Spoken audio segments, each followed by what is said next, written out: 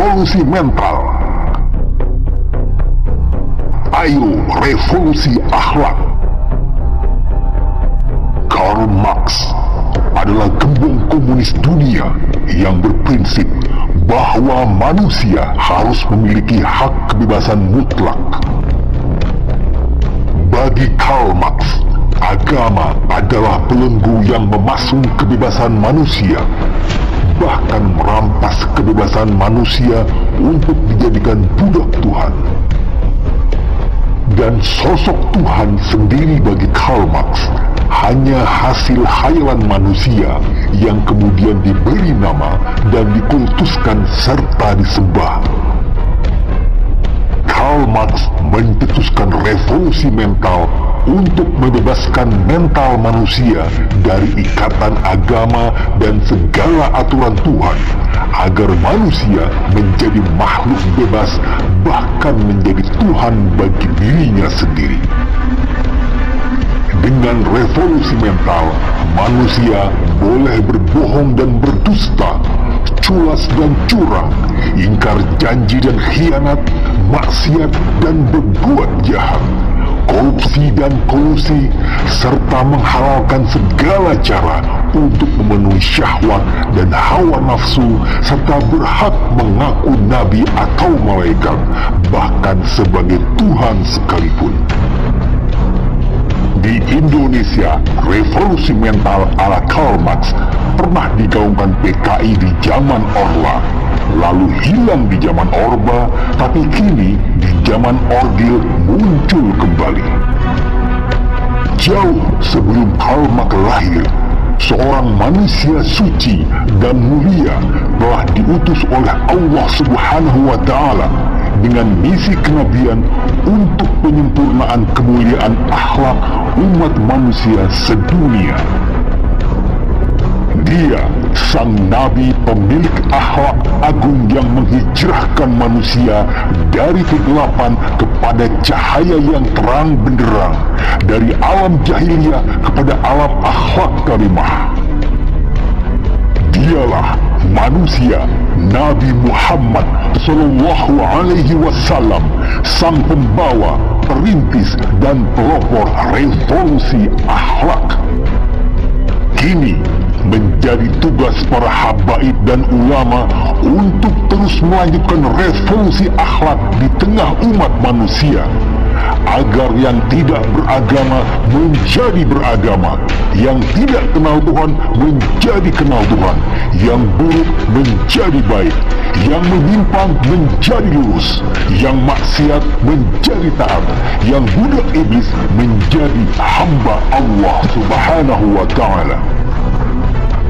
Saat ini, tanggal 1 Rabiul Awal 1442, waktu yang tepat bagi kita mempersiapkan diri untuk secara besar-besaran menggelar revolusi akhlak bersama Imam Besar Habib Rizik bin Husin Shihab. Rekonsiliasi atau revolusi? Sejak tahun 2017, IBHRS sudah menawarkan rekonsiliasi ke rezim Jokowi, disampaikan langsung ke Jokowi melalui sejumlah tokoh nasional. Bahkan Ketua BIN dan Kapolri sudah komunikasi langsung dengan IBHRS di Jeddah dan Mekah. IBHRS menawarkan rekonsiliasi antara rejim Jokowi dengan ulama dan umat Islam, tapi ada 3 syarat yang harus dipenuhi Jokowi, yaitu: 1. Jangan biarkan penodaan agama apapun oleh siapapun sesuai amanat Undang-Undang Anti Penodaan Agama yang tertuang dalam Perpres nomor 1 tahun 1965 dan KUHP pasal 156A, sehingga siapapun menista atau menodai agama apapun maka harus diproses hukum sesuai undang-undang yang berlaku. 2. Jangan biarkan ideologi PKI bangkit kembali dalam bentuk apapun dan cara bagaimanapun, sesuai amanat TAP MPRS nomor 25 tahun 1966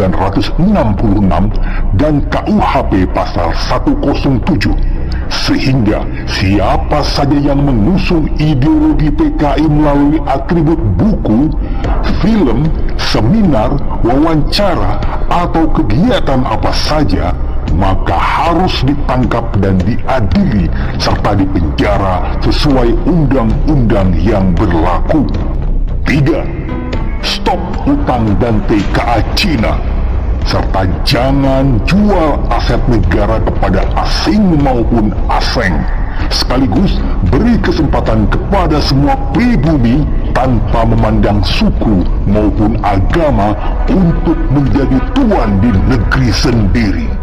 Namun, Jokowi tidak mau memenuhi syarat rekonsiliasi, bahkan semakin gila membiarkan dan melindungi para penoda agama, menumpuk utang dan menjual aset negara, membuka pekerjaan untuk PKI Cina secara besar-besaran. Sementara pribumi banyak jadi pengangguran, bahkan semakin ganas mengkriminalisasi ulama dan aktivis. Jadi jelas pilihan kita saat ini adalah revolusi. Revolusi itu penting dan wajib untuk selamatkan NKRI. Revolusi akhlak, suatu keniscayaan agar tidak lagi ada dusta dalam pengelolaan negara. Revolusi sistem sosial, revolusi sistem hukum, revolusi sistem politik, revolusi sistem ekonomi, revolusi sistem keuangan, revolusi sistem kesehatan, revolusi sistem pendidikan, revolusi sistem kepemimpinan, revolusi semua bidang. NKRI harus jadi negeri bersih dari cupong dan pejabat neo-PKI, dari nepotisme dan politik dinasti, dari kezaliman, curang, dan korupsi. Ayo, siapkan diri untuk revolusi 2020. Ganti rejim, ganti sistem. Rezim panik jelang kepulangan IBHRS.